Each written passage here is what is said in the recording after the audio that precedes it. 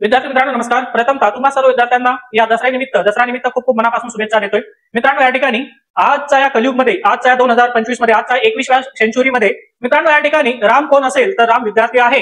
आणि विद्यार्थ्यांमध्ये जे वाईट गुण आहे मित्रांनो, अभ्यास न करणं, टाइमपास करणं, टाळाटाळ करणं, ह्या ज्या गोष्टी विद्यार्थ्यांमध्ये आहे ते रावण आहे। म्हणजे मित्रांनो आपल्याला असं सांगता येईल की विद्यार्थ्यांमध्ये राम पण आहे आणि रावण सुद्धा आहे। तर विद्यार्थ्यांना मित्रांनो काय करायला पाहिजे या दसरा निमित्त मी या ठिकाणी सर्वांना सांगू इच्छितो की रामाचा विजय म्हणजे विद्यार्थ्यांचा विजय, म्हणजे राम प्रभू यांनी ज्या ज्या गोष्टी केल्या, ज्या ज्या त्याग केल्या मित्रांनो, ज्या ज्या गोष्टी सत्यासाठी, विजयासाठी, पराक्रमासाठी ज्या ज्या गोष्टी त्याग करावं लागलं ते त्याग करून भगवान श्री रामचंद्र या ठिकाणी विजय होतात आणि सत्याचा जय होतं। त्याच पद्धतीने विद्यार्थ्यांना सुद्धा विजय पाहिजे असेल, यश पाहिजे असेल तर त्यांनी सुद्धा मित्रांनो आपलं वाईट कृत्य असेल मित्रांनो, वाईट सवय असेल, टाइमपास असेल, आळस असेल, आळसीपणा असेल, हे सर्व त्याग करून त्यांनी सुद्धा मित्रांनो यश मिळवायला पाहिजे। हा दसरा जो असतो खास तर विद्यार्थ्यांसाठी आहे, विद्यार्थ्यांना 100% लागू होतो। बघा मित्रांनो, भगवान श्री रामचंद्र प्रभू यांनी वनवासामध्ये तब्बल 14 वर्ष त्यांनी व्यतीत केले सर्व काही परिवार यांना त्याग करून। तसं तुम्हा सर्व विद्यार्थ्यांना इतकं काही मित्रांनो त्याग करण्याची गरज नाही। फक्त या ठिकाणी मित्रांनो जे इव्हेंट आहे, नातीगोतीमध्ये मित्रांनो जे कार्यक्रम वगैरे इव्हेंट असतात, लग्न समारंभ वगैरे, बर्थडे पार्टी वगैरे, हे सर्व त्याग करा आणि परिपूर्ण मित्रांनो भगवान श्री रामचंद्र प्रभूंसारखे